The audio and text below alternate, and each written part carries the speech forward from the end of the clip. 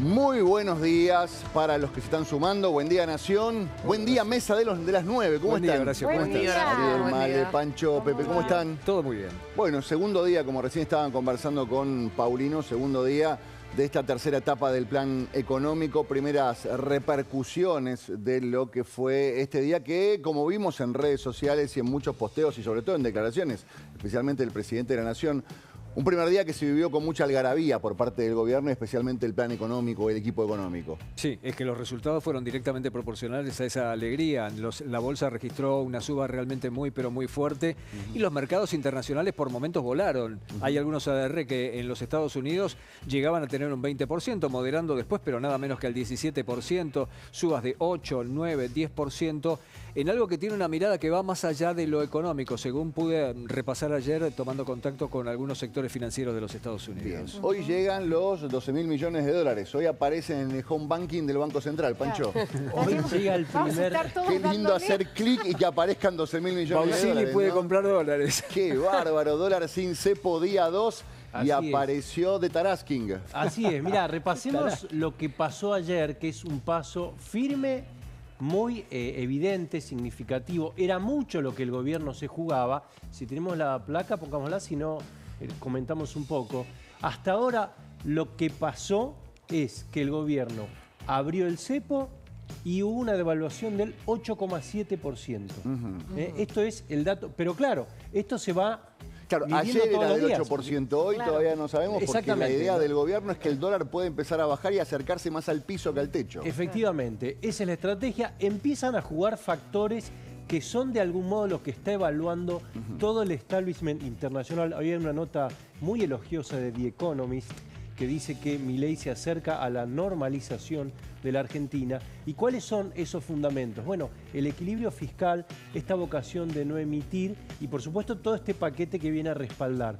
Pero claramente acá hay un hábito que la Argentina ha adquirido, que no lo tenía en el pasado y que evidentemente va a incidir en esta etapa de normalización. Nunca olvidemos que esto es todos los días. Todos los días. Se empieza a medir, por ejemplo, qué es lo que va a pasar en las góndolas, si hay un traslado a precios o no, si es que ya este 3,7 de marzo está descontado, fue una cuestión estacional y hay empresas que seguramente van a tener que bajar los precios porque la demanda no responde. Todo eso se va a ir contestando en el transcurso de cada día. Bien, a lo largo de esta jornada, digamos, la jornada de ayer hubo varias explicaciones técnicas, algunas más fáciles de entender, otras menos fáciles de entender.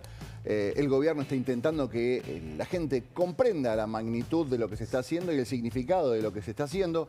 Ayer el presidente Milei estuvo conversando con Alejandro Fantino prácticamente hasta la 1:30 de la mañana, una entrevista que duró cerca de 5 horas, ¿no? Sí, exactamente. Vinieron antes, media hora antes, ingresaron al lugar y luego fueron casi 5 horas de entrevista seguida, sin ningún tipo de corte. Bien, para ejemplificar esto que para muchos es complejo, usó la metáfora de la pizza. Escuchemos al presidente. Hay distintas formas de dolarizar. No hay, digamos, o sea, esto, digamos, la dolarización es como una pizza. Digo, pero está, digamos, la de jamón y mozzarella, la de mozzarella, la de, no sé, la primavera, ¿no? La que tiene ananá, la que tiene los pepperoni, qué sé yo, no sé, hay un montón, digamos, la fugaceta, no sé. Hay un montón de modelos de pizza, vos podés hacerlo de distintas maneras. Ok, hay unas pizzas que son muy ricas y unas pizzas que son muy feas, digamos. Muy ¿Cuál va a ser la dolarización? Espero que no elija la primavera, por lo pronto, porque recordemos que hubo en el primer momento, Emilio Campo tenía una de las propuestas de dolarización que incluso formó parte del gobierno y luego, bueno, se descartó y comenzó Pausini al liderazgo del Banco Central. Claro. Explicaba esto de las distintas formas. La realidad es que en la fase en la que están, por lo menos, todavía dolarización no podemos decir. Sí, bimonetarismo. Es que yo me sumo a lo que dice Malena, entendiendo que con ese ejemplo me parece que lo que está diciendo es, bueno, no esperen que $1 un peso, digo, ¿no? Me da la sensación de que decir, bueno, en algún punto esta pizza tiene estos ingredientes, es esta dolarización si se quiere, la que Claro. hoy estamos, ¿no? Esta Pero- canasta de monedas, esta Pero cosa es bien de poder pagar con interesante, dólares o... es bien interesante la puntualización, porque ¿cuál era la propuesta inicial de Javier Milei con la que llega a la presidencia? Dinamitar el Banco Central y tener prácticamente la moneda dólar como la moneda común y corriente para que finalmente ninguna otra cosa se Claro. fuera de madre en la Argentina. Y eso no pasó. A partir de este punto empezó a hablar de la canasta de monedas, que era una idea que traía asociada también de alguna manera Patricia Bullrich. ¿Y en qué basaba este hecho de que siempre iba a ser dolarización? Porque los argentinos, por cultura, por preparación, por historia, Claro. iba a terminar eligiendo el dólar. Claro, sí. También ahí está esta cosa, el presidente siempre dice, ustedes fueron demasiado literales. Cuando yo dije que iba ¿cómo fue la metáfora que dijiste que iba a hacer con el Banco Central? Dinamitar. Lo iba a Dinamitar el dinamitar. Banco Central. Bueno, él dinamitó el mecanismo que tenían los gobiernos anteriores con respecto al Banco Central. No dinamitó a la institución, pero sí dinamitó la dinámica que tenían y cómo se aprovechaban del Banco En Central. cualquier caso, si quisiera cerrarlo, primero lo tiene que sanear, porque Claro. si no deja colgados del pincel a todos los argentinos. Con lo Claro. cual, primero, en todo caso son etapas distintas. Ahora, una vez saneado el Banco Central, no vale la pena cerrarlo, porque ya no Exactamente. es un estorbo. Claro, claro. Bueno, claro. Eso que dice Pancho es muy importante, porque vos fíjate que la gente que ha defendido el Banco Central lo vació, porque literalmente el Banco Central terminó con reservas netas negativas. Y quien lo quiere dinamitar lo está saneando. Bueno, en el día de ayer me parece que la imagen fue muy fuerte, 1 hora y media de reunión con Scott Bessent aquí en la República Argentina, lo conceptuoso del intercambio que hubo entre ambos, lo cual pone en el eje geopolítico al presidente de la Nación. Paralelamente, Donald Trump recibía a Nayib Bukele, o sea, había todavía una instancia superior. Y se recordó que el jefe de Estado podría haber tenido una fotografía con Donald Trump, hubo allí una serie de situaciones equívocas. El presidente de la Nación dice que, llevando el accionar que está llevando, no necesita una foto con Donald Trump. ¿Una foto con Trump? Si tenemos... La administración nuestra está en perfecta sintonía con la, digamos, administración de Trump. ¿Hablas con Trump? Yo no hablo directo con Trump, pero, digamos, Wertheim todo el tiempo trabaja codo a codo con Marco Rubio. Digamos, fíjate, hoy vino el secretario del Tesoro, digamos, es el tipo más buscado en el planeta Y vino hoy acá. y sale de su país a ver a quién. A Toto y a mí. Justo el día de la liberación, el día que salimos del cepo. Vayan a buscarla al ángulo, mandriles inmundos. Bueno, un auténtico Milei, ¿no? Sí, En la parte vayan final. a buscarla al ángulo, Claro. mandriles inmundos. Sí, bueno, imagínate en 5 horas la cantidad de palabras y de epítetos por ahí Sí. que pudo decir, pero lo cierto es que estaba realmente contento, ¿no? ¿Qué Digo, pasaba más ayer allá en de la por Casa ahí- Rosada? Porque te ascendió una foto donde había una gran algarabía y te ascendió la versión que estaban cantando vinculado no. a los mandriles. Bueno, lo dijeron, incluso después en redes también repostearon la canción que alguien armó y demás.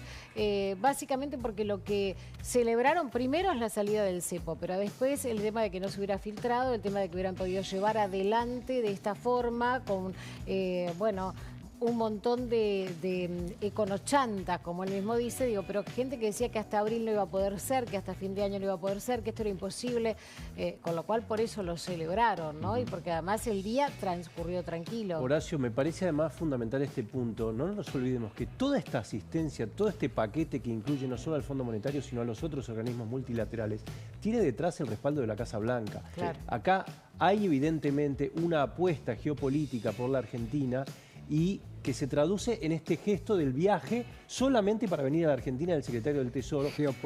Perdón, ¿Es así geopolítica o no? por la Argentina y claramente contra China, que es el gran Exactamente. rival que está enfrentando. No Claro. quieren más a China en esta parte del mundo y sabe que la Argentina es la puerta posible para empezar a terminar con esa situación. Y la sintonía completa con Donald Trump. ¿Ustedes escucharon la palabra que utilizó? El día de la liberación. ¿No les hace acordar algo? Liberation mismo. Day, el Sí, día en que claro. se ponen en marcha la política de aranceles contra China, por empezar, y contra el resto de los países. Digo porque la diplomacia, como dice siempre Pepe, se mide a veces por gestos, Claro. ¿no? Bueno, una foto con Trump puede ser un gesto. Un viaje del secretario del Tesoro en un momento como esto también es otro gesto incluso más fuerte, ¿no? No, y además Toto Caputo, cuando habla en la conferencia que explica todo el plan económico, dice: nosotros le presentamos el programa económico frente al Fondo Monetario. Y Cristalina Georgieva dijo lo siguiente: si ustedes logran convencer al directorio de que el desembolso va a ser del 40% o más, yo lo voy a empujar. Yo lo voy a empujar. Eso no es menor para entender el apoyo y por qué sería distinto esta vez de aquel 2018. Y aparte hay algo importante que es esto que decían que no hubo filtraciones. Nadie sabía, gran parte del gabinete se enteró en el momento de los anuncios que se levantaba el cepo. Sí sabían que estaba bastante avanzado el acuerdo con el fondo. Y tampoco hubo filtraciones de todas las negociaciones paralelas que tenía el equipo económico con las diversas entidades, con el Banco Mundial, con el Fondo Monetario Internacional. Digamos, en cada uno había una negociación estanca donde ninguno se tenía que, digamos, si el fondo se enteraba la plata que le iba a dar el Banco Mundial, el fondo podía decir, te doy menos entonces, y lo mismo con el Banco Mundial. Ahí eso tampoco hubo filtraciones. me llamó mucho la atención que no se hubiera filtrado nada. No, es que cero. bueno, sobre todo en un gabinete que muchas veces parece moverse de manera caótica. Es que no lo sabían. En este caso, no lo sabían hacer. Bueno, Bullrich lo reconoció, entre otros ministros. Milei también dijo ayer, ninguno de mis ministros sabía el momento que yo lo dije. 5 personas del equipo económico y Javier Milei estaban al tanto de lo que estaba pasando. Claro, igual me parece que hacer un doble disfrute en ese sentido, el famoso Día de la Liberación, que saliera todo bien, y además el dejar expuesto a un montón de economistas o de políticos o periodistas, incluso, bueno, como diciendo, mirá, ¿cómo que no se podía? No sabían nada, fue el mensaje del gobierno hacia muchos que habían publicado cuestiones. ¿Cómo fue el primer día, Pancho? Bueno, repasemos con algunos números. Primer día, paso firme en la apertura del cepo. El blue, a ver si me acercan un poco el monitor. Sí, el blue entre 1.200 y 1.250. Bueno, este empieza a perder, obviamente, empieza a perder vigencia, porque lo importante es... Terminó cerrando 1.230, Pancho, claro, si no me el equivoco, oficial, ¿verdad? que es el que uno tiene que tener en cuenta. Inusual demanda por abrir cajas de oro en dólares. Ayer estaban todos, querían comprar uno, ¿no? Exacto, algunos, los que no tenemos para ahorrar, pero queríamos comprar uno a ver si era cierto que funcionaba el sistema. Eso es lo que me decían mucho. Los bancos estaban monitoreando, obviamente, lo que estaba pasando. Y lo que me decían era que había mucha transferencia inusual. $1, $2, $5, Estamos $100. probando A ver si funcionaba.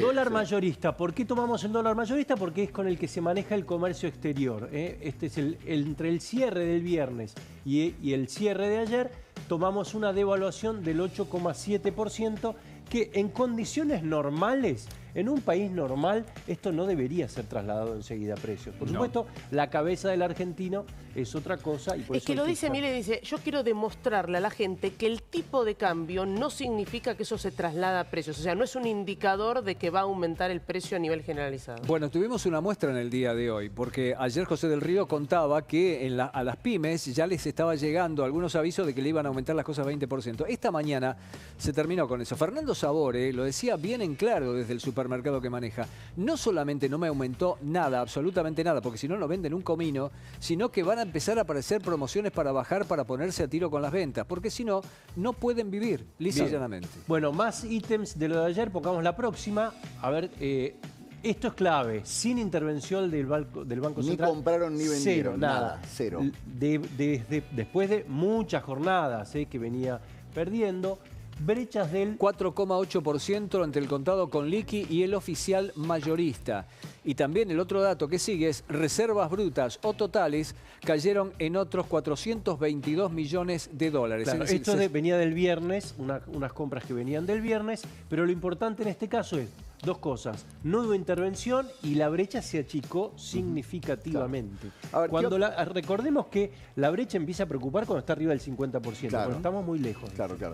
Mucha gente decía, bueno, ¿qué va a pasar con esto del dólar? Porque hay dos formas de verlo. Uno es el precio de los importadores, que decíamos, yo lo tenía el oficial se me fue para arriba, tengo que ajustar. Y mucha gente que se había cubierto con los precios a una posible devaluación de 1.400, 1.500, digamos. ¿Qué va a impactar? ¿Que ese 1.500 bajó a 1.200 o que 1.100 se fue a 1.200 en los precios? No, para el que compró a 1.500 está complicado con estos precios. Pero los precios, digamos, los precios del supermercado. Aquella persona que... Muy buen punto. Me hace acordar, ¿sabes qué? A cuando arrancaba el gobierno de Milei y mucha gente dijo, esto se va a ir a cualquier lado, yo me cubro. Calcularon dólar de 3.000. Muchos meses cubriéndose y empezaron las promos 2x3x2, 6x3. Bueno, eso... sobre todo en la Argentina, pues yo hablaba el otro día con empresarios de Estados Unidos que me decían, acá todavía no es que todo el mundo salió a remarcar por los aranceles de Trump. Tiene otra cabeza, obviamente, justificada también, ¿no? La historia argentina en ese sentido es un desastre. Es cultural. Exactamente. Entonces, muy importante eso, porque la persona que remarcó pensando en un dólar mucho más alto, seguramente hay que ver en cada sector qué es lo que responde la demanda. Si la demanda responde, probablemente ese precio quede. Si no responde, probablemente lo tenga que bajar. Acá hay un tema... Sí, Mariel, perdón. Digo, uno de los sectores de los que hablábamos justamente con Pepe era el tema de los automotores. O, claro. digamos, el automotriz, los autos. Algunos que habían ya, digamos, importado, habían comprado repuestos con $1 y que hay que ver qué hacen. Hay algunas listas que dicen que se mantienen, otras que hay que ver si efectivamente suben los precios. Y había algo interesante, perdóname, Sí, había algo interesante que ayer planteaba Pancho, que era muchos de las hipotecas o de los préstamos para También, vivienda claro. que estaban seteados en dólar MEP y que ahora con la misma cantidad de pesos compras mucho más dólares. Ayer tiene un ejemplo prácticamente de $70.000 pasaban a $80.000 con la misma cantidad de plata. Bueno, el que tiene un alquiler de 500, te digo, no sé, $500, suponte, digo, si vos dueño, para vos es lo mismo, pero para el inquilino es más barato. Exactamente, pero además el dato es el siguiente, para que estamos todos midiendo con dólar, quien compró dólar en marzo, hoy tiene un 10% menos. Vamos a ver qué es lo que sucede en abril, pero fíjense cómo va a ir fluctuando. Ayer decíamos que hay una dimensión política en este anuncio, esta salida del cepo, que es haberlo anunciado en año electoral, ¿no? Bueno, el presidente se refirió a esto. Y si vos te fijas, Luis, cash vamos a recibir 19.600. Entonces, si yo le dije a los argentinos que con 15.000 habría, ¿cómo no voy a abrirlo si tengo 19.600? ¿Desde cuándo, digamos, una decisión de política tan importante para liberar a los argentinos lo tenía que poner en la lógica de un año electoral? Es un disparate, me parece una falta de respeto. Digo, yo que hice campaña diciendo que iba a ajustar y ajusté. O sea, entro en un año electoral con equilibrio fiscal y encima decido aumentar el superávit fiscal por las condiciones externas. ¿Cómo no le voy a cumplir a los argentinos esta promesa de que si yo tenía 15.000 millones de dólares cash, habría? Y abrimos, y eso es lo que hicimos. Bueno, esto no lo exime de que incluso pueda llegar a pagar un costo si la turbulencia empieza o los precios no son los mismos, pero de todos modos es importante la aclaración. Marzo del 2024 dijo, a mí me das 15.000 millones de dólares y yo levanto el cepo. Lo dijo en marzo del 2024. Y es interesante lo que vos planteas porque habitualmente la economía se pone al servicio de la política en año electoral. Claro. Postergan decisiones, dibujan cuestiones, lo pasan para después de las elecciones. Los cepos se anunciaron siempre después de elecciones. Sí.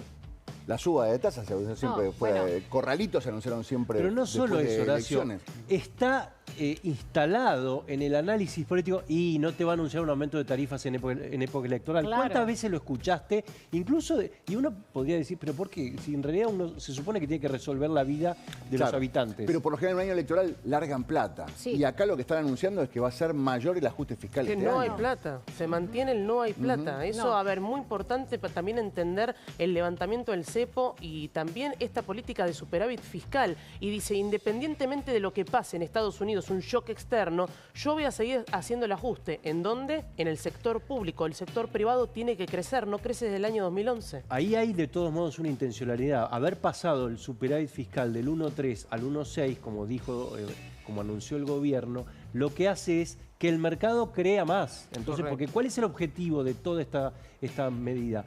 Que baje el riesgo país para que la Argentina se pueda endeudar voluntariamente en el mercado de deuda sin usar fondos propios. Bueno, si baja el riesgo país, y el riesgo país depende de que le crea el mercado al gobierno, obviamente que esto va a ser posible. Según me cuentan en el día de ayer, eso había impactado fuertemente en la comitiva de Estados Unidos que vino con el secretario del Tesoro. Decían que les impactaba que un político, sobre todo en esta parte del mundo, también en otros lugares se cuecen habas, pero un político en esta parte del mundo haga lo que tenía que hacer y lo que creía realmente correcto de cara a la gente, sacándolo del ámbito de la política y sobre todo con elecciones en la mira. Lo mismo tuve oportunidad de recorrer un poco el espinel de las opiniones de algunos economistas en Europa, particularmente particularmente en España, diciendo que era totalmente inédito, que ya ni siquiera en la política europea se hacía ese tipo de cuestiones, hacer lo que es técnicamente necesario y correcto fuera del marco político imperante. Pepe, yo lo recordé ayer, lo insisto hoy, las dos bajas más abruptas del riesgo país del año pasado fueron después del veto a la ley de movilidad jubilatoria y después del veto a la ley de financiamiento universitario.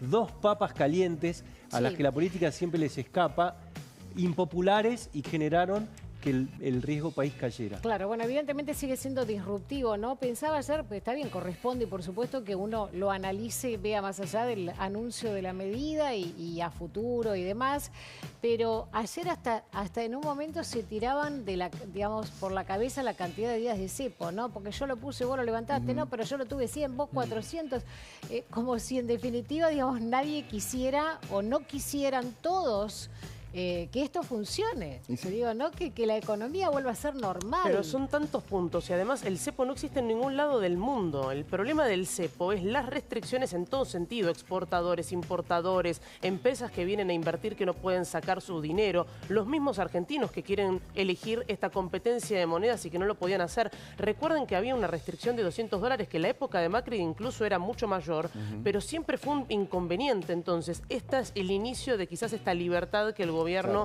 busca instalar. Hay chicos de 25 años que no saben lo que es ir al banco y hacer una transferencia y que vos puedas elegir al banco que mejor te ofrece la cotización y que no solamente puedas comprar dólares, sino que los puedas ir a buscar, que tu plata es tu plata y que tengas la decisión de invertirla donde vos quieras, digamos.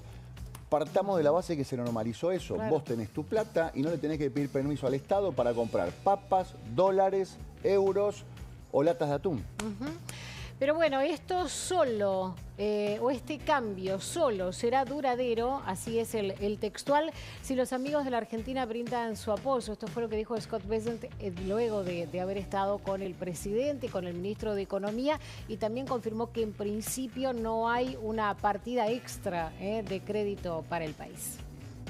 China has a foreign exchange swap with Argentina. Would you consider a credit line directly from the United States? That's not under consideration in terms of, so they have an $18 billion credit swap in RMB. Argentina, under the previous Peronist government, drew down $5 billion. And that will remain outstanding. The Chinese showed very good faith effort after the announcement or in conjunction with the IMF announcement, so that is going to be rolled forward for a year. But do you want them to get rid of that swap with Beijing? Well, I think as this administration continues their stay the course on their economic policies, they should eventually have enough foreign exchange inflows to be able to pay that off. Claro. Qué buena respuesta. Es un deseo. Claro, no le dijo, no, sí queremos, pero dijo, mira, creo que lo van a poder pagar. Estaría buenísimo.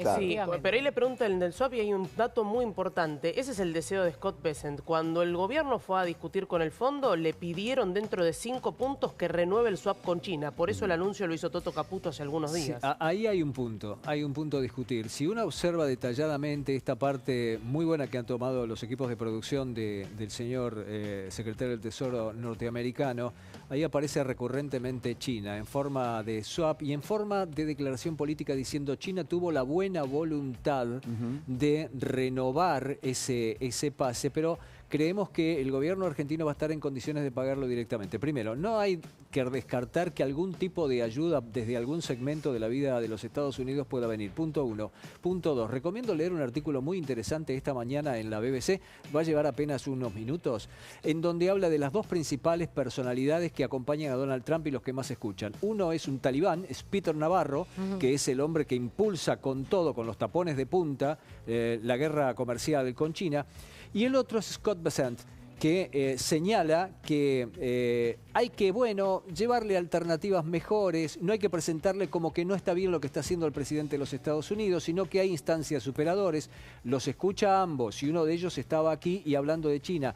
Es fundamentalmente, más allá de la importancia económica, una cuestión geopolítica. Ahora, Peter Navarro es el que también tuvo cruce con Elon Musk. Digo, ahí van a tener inconvenientes en Estados Unidos entre la desregulación y los principales asesores de Donald Trump. ¿No es así, Pepe? Sí, absolutamente. Allí van a tener todo un contrapunto muy fuerte. Yo no sé con cuántas acciones cuenta hoy todavía Elon Musk, que incluso se dice tiene diferencias que empiezan a marcarse con el presidente de los Estados Unidos. Mira, ayer lo que Milei también aclaró es que del parte del gobierno de Estados Unidos nunca hubo un pedido de cancelar el swap con China. No hubo esa iniciativa, no hubo un pedido, ni siquiera hubo una sugerencia. Hay un deseo por parte del secretario de Tesoro de decir, bueno, ojalá lo puedan resolver, ojalá se puedan desendeudar. Les va a alcanzar la plata, dijo Horacio. Claro, les va a alcanzar, la verdad que sí. Bueno, gracias por compartir la mesa de las 9. Un placer. María, tengan un lindo programa. La próxima armamos así como un cafecito, traemos o no. Falta algo arriba de la mesa, ¿no? Ahí está. Con la cantidad de papeles que tenemos. Dice Lali que muchas gracias por dejarla expuesta. Nos vemos mañana con café y con media luna, por supuesto. Buen día, Nación. Estos son...